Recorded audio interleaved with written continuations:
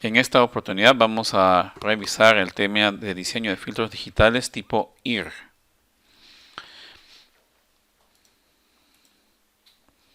Bien, recordando que los filtros IR consideran coeficientes diferentes de cero tanto en los polinomios del numerador como del denominador. La ecuación diferencia que tienen los coeficientes con respecto a la parte recursiva, es decir, el del denominador, y estas con respecto al numerador, ¿no? Dado en su forma polinómica en z o en su forma en función de los ceros y sus polos. En este tipo de filtros vamos a recurrir al método clásico de diseño de filtros, donde se aplica para obtener una respuesta analógica en función de la transformada de Laplace. Entonces hay toda una teoría desarrollada y para lo cual ya hay prototipos típicos que ya se consideran bastante reconocidos, tales así, por ejemplo, con los filtros Butterworth, los filtros Chebyshev y los filtros Cauer o elípticos.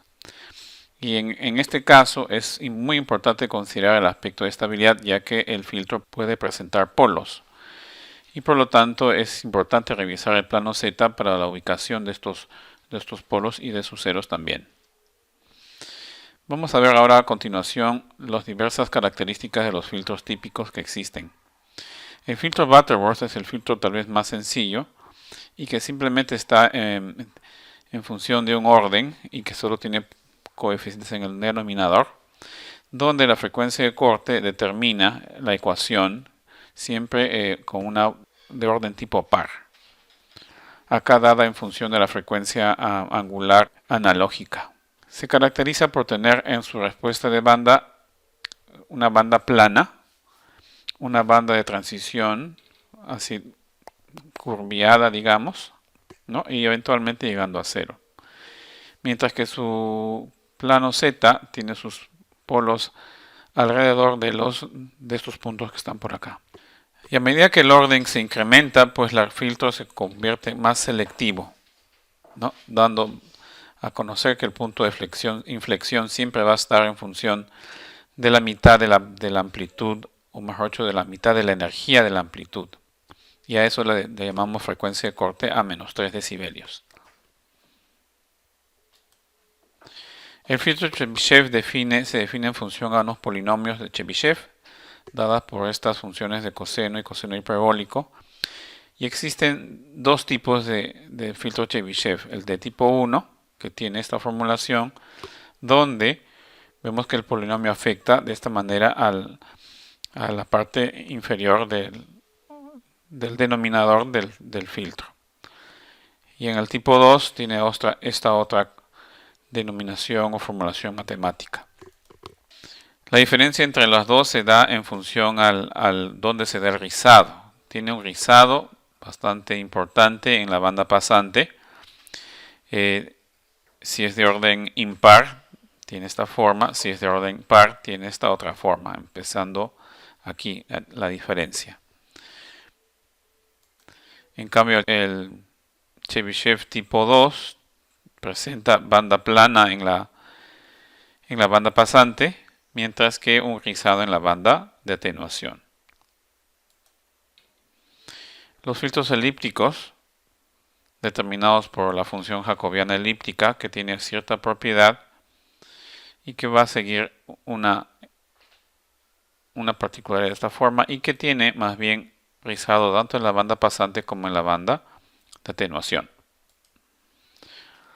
Bien, la teoría de filtros IR tiene que ver con la discretización de sistemas. Es decir, dado un sistema analógico, queremos convertirla a su representación discreta. Y existen diversos métodos: método de derivadas, método de la invariancia impulsiva y el método de la transformación bilineal. En el caso de la transformación por ecuación diferencial, pues lo que hay que hacer es encontrar un aproximado para cada una de las derivadas, ya que en Laplace entendemos que es la función se determina resolviendo una ecuación diferencial. Entonces acá vamos a determinar aproximaciones en función a sistemas discretos, como se aproxima una derivada en primer orden o de segundo orden, y se van haciendo unas unas aproximaciones con las cuales reemplazamos la transformada o el polinomio en S en uno en Z. Y esto deriva en el hecho de que vamos a ponerte una correspondencia entre el plano S y el plano Z. Pero verán que la correspondiente zona de estabilidad que se da en el plano S es parcial en el plano Z. Por ello tal vez no es tan preciso. En cambio, en el método de la invariancia impulsiva, el objetivo es obtener un filtro IR que tenga una respuesta al impulso similar al del filtro analógico, para lo cual lo vamos a muestrear. Este método implica tener diversas respuestas dependiendo de el periodo de muestreo.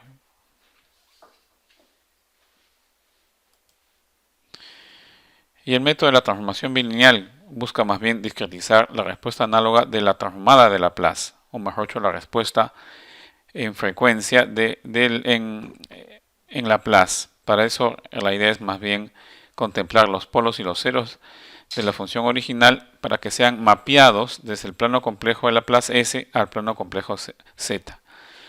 Eso se consigue haciendo un cambio de variable en S que esté en función de Z y del periodo de muestreo, siendo este el método más eficaz para poder mapear, digamos, tanto la parte de estabilidad en el plano S, que es la zona izquierda del plano, hacia todo lo que está dentro del círculo unitario. Así que este es el método que vamos a usar y es el más usado, mejor dicho, para los sistemas de discretización de sistemas analógicos hacia discretos. Por ejemplo, si tenemos un filtro analógico determinado por su función de transformación de Laplace, hacemos este cambio de variable considerando un valor de t, se consigue la respuesta discreta. Si graficamos la respuesta de esa función discreta, vamos a ver que se trata de un sistema de resonancia, con cierta resonancia, que se va a parecer mucho se va a parecer mucho a la respuesta en Laplace del filtro analógico. Vamos a proceder a realizar un ejemplo de diseño de filtro por este método. ¿Ya? La idea es usar la herramienta computacional MATLAB, que justamente ya tiene discretizados los filtros usando la transformada bilineal. Para ello para demostrar esto vamos a valernos de la misma especificación del filtro que usamos para el filtro paso bajo FIR. Compararemos los resultados en función de la complejidad, es decir, el orden del filtro, la respuesta en frecuencia, y la estabilidad y también el filtraje. Veremos el ejemplo en MATLAB. Bien, entonces se muestra acá la misma especificación que vimos para el filtro FIR, ¿verdad? Donde teníamos un filtro pasa abajo, donde queremos que las frecuencias que se permitan pasar sean menor a 100 Hz. La frecuencia de paso es de 100 Hz, es decir, queremos que pasen frecuencias menores a 100 Hz. Queremos que más bien se atenúen a partir de 200 Hz. Tenga una desviación o rizado en la banda de paso de 0.1 decibelios y una atenuación y un rizado un rizado en la banda de atenuación de menos 20 decibelios, siendo la frecuencia de muestreo de 2000 Hz. Entonces la idea es realizar el diseño del filtro IR siguiendo la especificación mostrada. Aquí tenemos las mismas condiciones que tuvimos para el filtro FIR, ¿verdad? Y además tenemos aquí el método del filtro FIR usando lo que vimos la vez pasada. Esta es la correspondiente respuesta que cumple con el requerimiento. Y también vimos el filtraje, ¿verdad? Pero a continuación vamos a ver cómo lo hacemos todo esto cómo lo hacemos teniendo en cuenta que queremos diseñar un filtro IR. Para eso usamos las mismas especificaciones, solo que vamos a hacer una simple transformación de las frecuencias de paso y de atenuación, dividiendo entre la frecuencia de muestreo entre 2. Esto es para poder normalizar y es el método que se usa para diseñar filtros IR. Entonces, usaremos funciones similares en el sentido de que queremos buscar el filtro de menor orden, para lo cual van a haber funciones específicas para los tres tipos de filtros que vamos a diseñar: filtro Butterworth, Chebyshev tipo 1 y elíptico. Entonces el comando MATLAB para poder diseñar o designar los valores óptimos de orden usa la función batord, que toma como argumentos las frecuencias que acabamos de normalizar, ¿no? La frecuencia de paso, la frecuencia de atenuación, para que sean siempre menores a 1 y que sean a lo mucho la mitad de la frecuencia de muestreo. Para eso se colocan aquí. Las desviaciones tanto de paso como de atenuación se ponen directamente. Fíjense, no hay que hacer la transformación a la escala lineal, simplemente se colocan en decibelios. Y esto nos arroja los valores óptimos para el orden y para la frecuencia de corte óptima. Y esas variables se colocan en el comando butter, que es el que finalmente va a generar los coeficientes. Bien, entonces acá vemos, por ejemplo, que se generó un filtro de orden 6. Veamos su respuesta en frecuencia, ¿verdad? Vemos una respuesta bastante plana en la banda pasante y una respuesta que va atenuándose a medida que va incrementándose la frecuencia. Y veremos que cumple el requerimiento de que a menos 20 decibelios ya debe estar atenuado a una frecuencia de 200 Hz. Vemos acá 200 Hz. En 200 Hz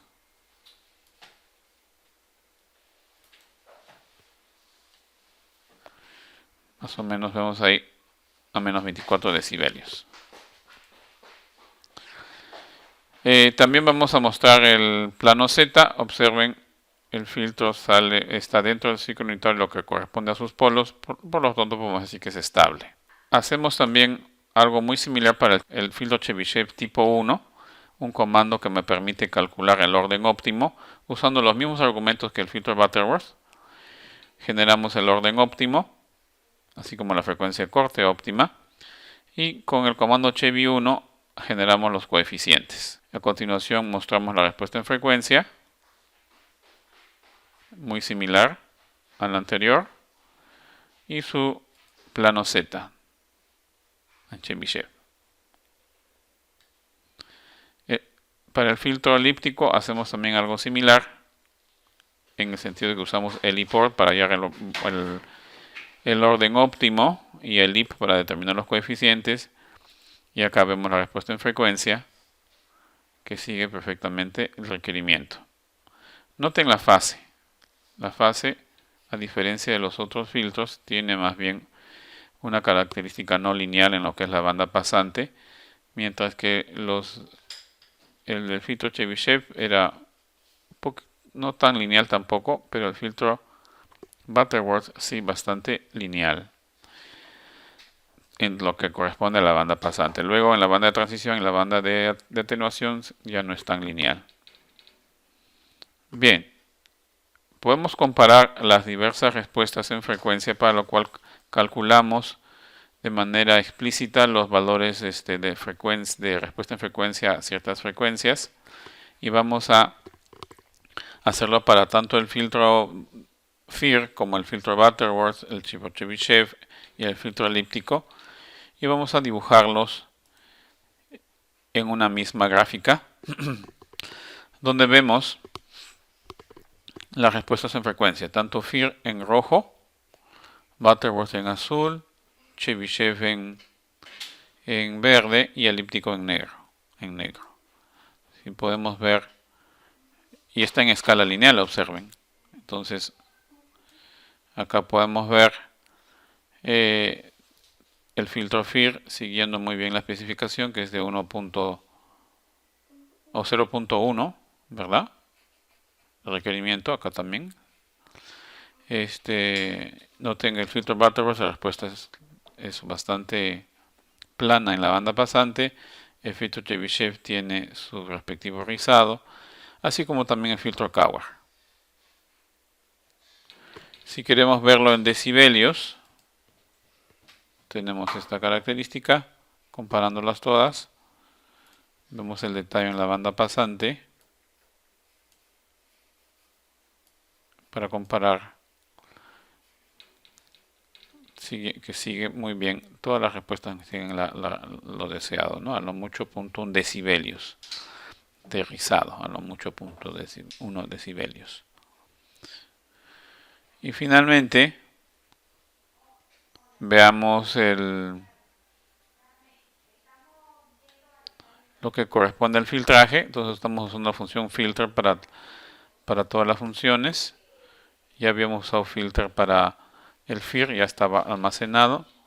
Y vamos a mostrar los resultados, ¿no? Siendo X la azul clara, digamos, FIR la versión en rojo. Noten ustedes que todavía queda la componente de alta frecuencia en todas las señales, pero vemos que FIR tiene mayor retardo comparado con las otras. La que tiene menor retardo es el filtro elíptico, y por ahí Butterworth y Chebyshev tienen más o menos el mismo retardo. ¿Y a qué se debe esto? Es básicamente por el orden. Entonces acá un resumen del orden del filtro. Noten ustedes, la complejidad la vamos a medir en función al orden, ya que a mayor orden implica mayor cantidad de operaciones matemáticas y por lo tanto como consecuencia trae el retardo que estamos viendo aquí. En cambio, Butterworth, que es de orden 6, tiene menor retardo que FIR, al igual que Chebyshev, pero el que tiene aún menor retardo es el de elíptico, ya que el orden es tan solo 3. 3 coeficientes nomás para hacer la misma respuesta que para a FIR le toma 30. Ahora, si queremos realmente anular esa componente de alta frecuencia, lo que hicimos la vez pasada fue determinar la atenuación en la banda de atenuación. Lo podemos llevar tal vez a 60 y volver a calcular todos los parámetros. Y vamos a ver que efectivamente va a cumplir el filtro FIR, pero con mayor retardo, ya que su orden es de 54, ¿no? Vemos también que los filtros Butterworth se vuelven más selectivos, mayor cantidad de polos, al igual que el tipo Chebyshev, mayor cantidad de polos, así como el filtro elíptico, que también tiene 5 polos. Si vemos las respuestas en escala lineal, en escala logarítmica, o mejor dicho en decibelios, y la respuesta en el tiempo de los filtros, donde notamos claramente cómo el retardo, que depende del orden, hace que el filtro sea no tan bueno porque exige un retardo, ¿no? Y si vemos el orden de los filtros, vemos que FIR con orden 54, Butterworth con orden 13, Chebyshev con orden 8 y elíptico con orden 5. ¿Qué conclusión podemos sacar acá? Que los filtros IR son más sencillos que los filtros FIR. Entonces podrían ser muy ventajosos. La desventaja de los filtros IR es que tienen polos y hay que estar analizando la estabilidad. Bien, entonces volvemos a nuestra presentación. Y acá se muestra una tabla comparativa de las características tanto para IR como FIR. Hemos comprobado que, por ejemplo, la cantidad necesaria de multiplicaciones es menor en IR que en FIR, ¿verdad? Un detalle que no lo hemos percibido todavía, pero es la sensibilidad hacia la cuantificación de los coeficientes. ¿Qué significa esto? Se supone que cuando vayamos a implementar estos sistemas en un microcontrolador o en un procesador, hay que tener presente que el sistema de numeración va a determinar la cantidad de bits que usamos en el sistema de numeración, va a determinar qué tan preciso es el filtro. Entonces, por ejemplo, acá se muestra que hay una alta sensibilidad a la cuantificación de los bits. Cuantificación de los coeficientes significa que vamos a tener que redondear decimales, ¿verdad? Porque no vamos a poder usar tanta resolución en bits. Y por lo tanto la sensibilidad para ese tipo de cosas es alta a la hora de redondear los coeficientes, no tanto como en el FIR, ¿no? Acá el ejemplo que dice que se requiere para audio en alta fidelidad 24 bits y más bien en FIR puede ser tan solo 16 bits.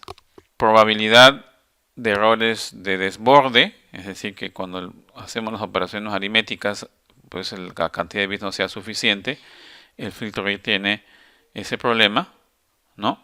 En cambio en FIR no hay esa dificultad.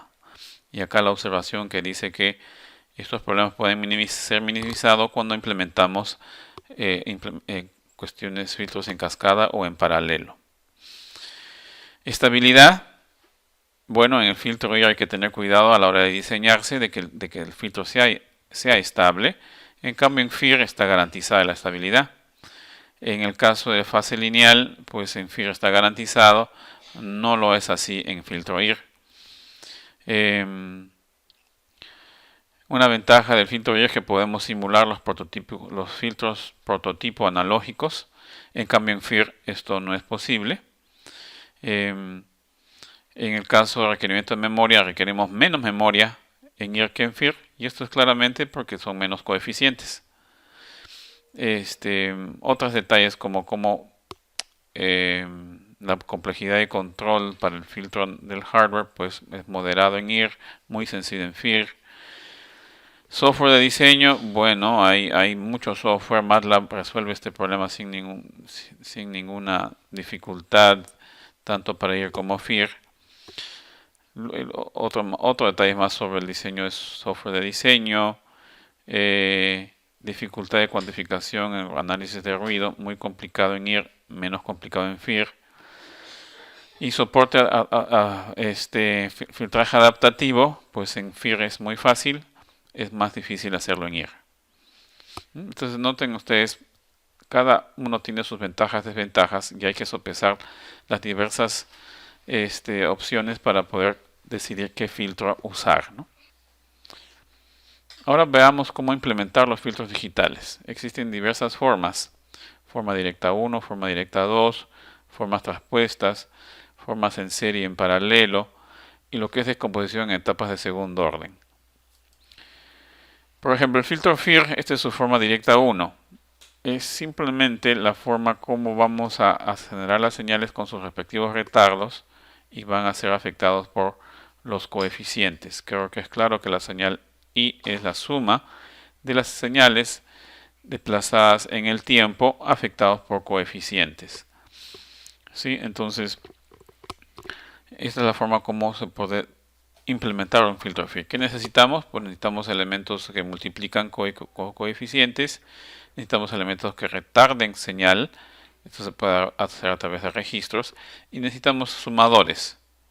Es decir, si queremos implementar esto en un microcontrolador o en un FPGA, estas son las consideraciones a tener presente. En cambio, en un filtro IR, vamos a tener que implementar dos sumatorias. Entonces, una sumatoria con respecto a la parte de los ceros, que vendría a ser la parte no recursiva, y otra con respecto a los polos, que es la parte recursiva. Es fácil de deducir las dos sumatorias como se van a sumar para generar la salida. Y requiere un conjunto de registros, un conjunto de sumadores, así como de etapas de multiplicación para los diversos coeficientes, ¿verdad? Pero esto se puede optimizar haciendo cierto juego con la forma como vamos a disponer de la forma directa 1. Podemos cambiar el orden, ¿no? O sea, por ejemplo, en la forma directa 1, esta es una suma, esta es otra suma, puedo yo cambiarlas de lugar y me voy a dar con la sorpresa de que voy a tener los retardadores dispuestos de manera que los puedo unir y ahorro en registros. Y esa es la forma directa 2.